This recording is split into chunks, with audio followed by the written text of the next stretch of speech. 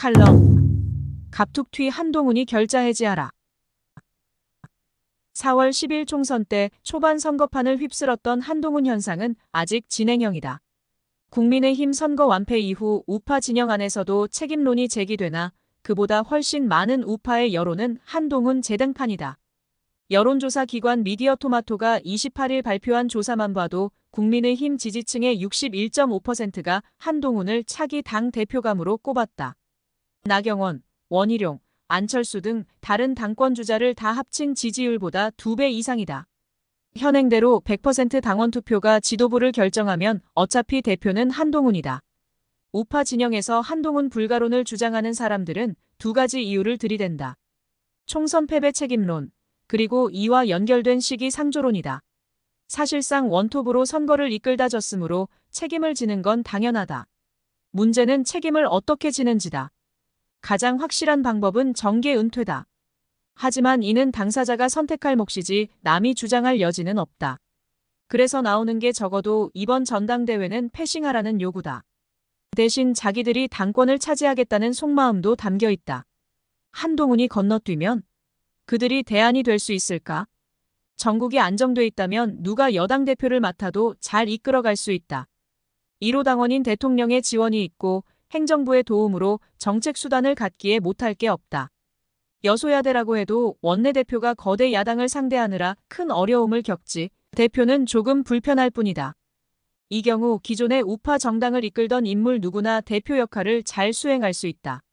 국민의힘 지지층 여론조사 2위 나경원, 3위 원희룡, 4위 안철수도 손색이 없다. 당내에서 이준석 트라우마를 극복하고 소장파에게 맡겨보자는 말이 나오는데 이 역시 실험적 시도가 될 수 있다. 하지만 지금은 초비상 상황이다. 일단 여권이 상대해야 할 강성 야당이 둘이다. 이재명의 더불어민주당, 조국의 조국혁신당은 소위 선명성 경쟁을 펼칠 조짐이다.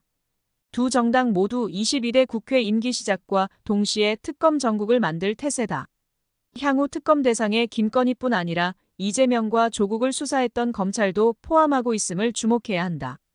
이재명이 몸통인 대장동 사건을 파헤친 수사팀에서 사건을 조작했다며 좌파 변호사가 특검이 되어 검찰청 검사를 수사할 태세다. 조국 사태 수사도 부인 정경심이 대법원에서 4년형을 확정받고 조국 본인도 1, 2심에서 2년형을 선고받았으나 특검을 하겠단다. 이재명과 조국에게 면죄부를 주려는 시도는 특검에 그치지 않는다. 각종 특검을 통해 윤석열 대통령의 직권 남용 같은 꼬투리를 찾아내 탄핵 정국으로 몰고 갈 게 분명하다. 조국은 국회에서 탄핵소추안을 의결해도 헌법재판소에서 기각되는 상황까지 설정해서 대통령 임기 단축을 위한 개헌까지 주장하는 지경이다.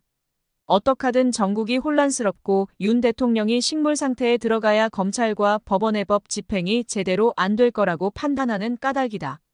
그 사이에 조기 대선이 치러지고 좌파가 정권을 잡으면 살아남을 수 있다는 음흉한 계산이 깔려있다. 최근 들어선 전직 대통령 문재인도 노골적으로 한통속이 됐다.